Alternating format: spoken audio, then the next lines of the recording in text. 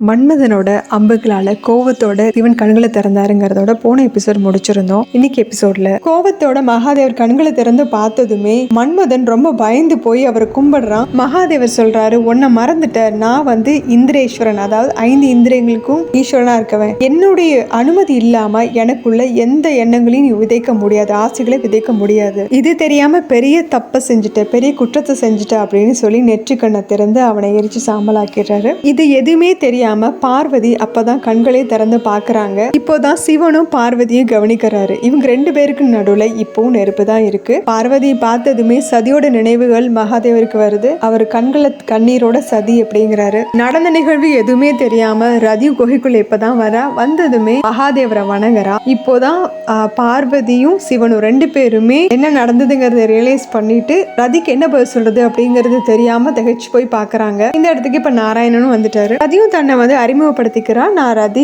மன்மதனோட மனைவி. அவர் எனக்கு கூப்பிட்ட மாதிரி இருந்துச்சு. அவரோட விருப்பம் நிறைவேறதுக்கு நானும் அவரும் சேர்ந்து ஆசீர்வாதம் வாங்கணுங்கிறதுக்காக தான் நான் இப்ப கேட்கிறேன். அவர் எங்க இருக்காரு அப்படின்னு கேட்கிறா. அவளை பார்த்தாலும் ரொம்ப பரிதாபமா தான் இருக்கு. மகாதேவர் பதில் சொல்ல முடியாம அவரோட கண்கள்லயும் கண்ணீர் வருது. இப்போ ரதி சுத்தியிலும் பார்த்துட்டு நாராயணனை பாக்குறான். நாராயணன் அப்படியே கீழே இருக்க சாம்பலை பாக்குறாரு. இப்பதான் ரதி சாம்பலே பாக்குறா. நடந்ததை உணர்ந்த ரதி அழுக ஆரம்பிக்கிறா. எனக்கு வாக்கு கொடுத்திருந்தீங்களே, இந்த மாதிரி ஆயிடுச்சுன்னு சொல்லி அழுகிறா. மகாதேவர்கிட்டயும் கேட்கிறா, நான் என்னோட கணவன் கிட்ட புத்திர பாக்கியம் வேணும்னு கேட்டிருந்த இந்த நேரத்துல இவர் இப்படி பண்ணிட்டீங்களே அப்படின்னு சொல்லி அழுகிறா. கோபத்தோட ரதி, இந்திரன் எங்க? அவர் கூப்பிட்டு தானே மன்மதன் இங்க வந்தாரு, உங்களோட தவத்தை கலைக்கிறதுக்கு தானே இங்க வந்தாரு. அவரு நேரா நாராயணன் கிட்ட போற ரதி, உங்க வார்த்தைக்கு மதிப்பு கொடுத்து அது ஒரு கட்டளையா மதிச்சு தானே இங்க வந்தாரு, அவருக்கு எப்படி இந்த மாதிரி நடக்க விட்டீங்க அப்படின்ட்டு. ஒரு பெண்ணோட காதலை காப்பாத்துறதுக்காக இன்னொரு தேவனையே இப்படி பண்ணிட்டீங்களே. யாருமே இப்ப பதில் சொல்ல முடியாம அமைதியா இருக்காங்க. அப்ப கேட்கிறா, ரதி கேட்கிறா, எங்க அந்த பார்வதி? அவளுக்காக தானே அவர் இங்க வந்தாரு. மகாதேவருக்கு பார்வதி மேல காதல் வரணுங்கிறதுக்காக தானே அவர் இங்க வந்தாரு. வெளியே இவங்க போட்ட எந்த ஒரு பிளானுமே சிவன் பார்வதி 2 பேருக்குமே தெரியாது இல்லையா. அவங்க 2 பேருமே இது கேட்டுட்டு அதிர்ச்சி ஆகுறாங்க. நாராயணன் பதில் சொல்ல முடியாம பார்வதியை பார்க்க நேரா பார்வதி கிட்ட வர ரதி, நீ தானே அது, உன்னாலதான் இந்த நிலைமை அப்படின்னு சொல்லி கோவப்பட பார்வதி நான் அவங்களோட